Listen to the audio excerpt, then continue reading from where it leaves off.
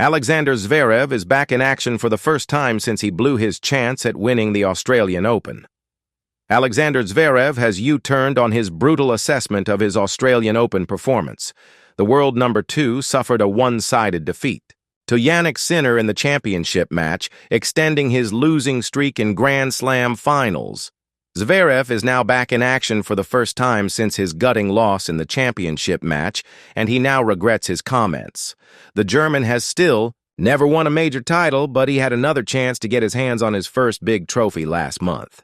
Zverev had previously blown a 2-seat lead in the 2020 U.S. Open final, and last year suffered a 5-set defeat at the French Open. But his Australian Open loss to Sinner was his most one-sided Grand Slam final defeat yet.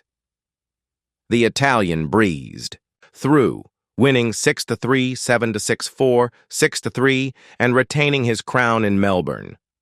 Afterwards, Zverev was critical of himself. "Today was nowhere near good enough," he said. "In general, Jannik is better than me at the moment. It's as simple as that. I think I served better than Jannik, and everything else he does better. So at the end of the day, he deserves to win. He's the best player on hard courts right now. It's as simple as that."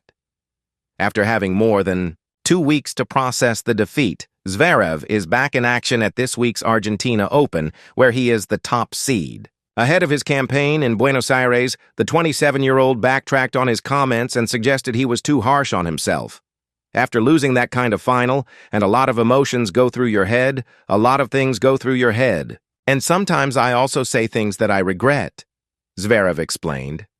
"I kind of regret saying that maybe I'm not good enough. I have to keep believing in myself and believe that I am good enough to win Grand Slams, and I am good enough to become world number 1 if I keep improving."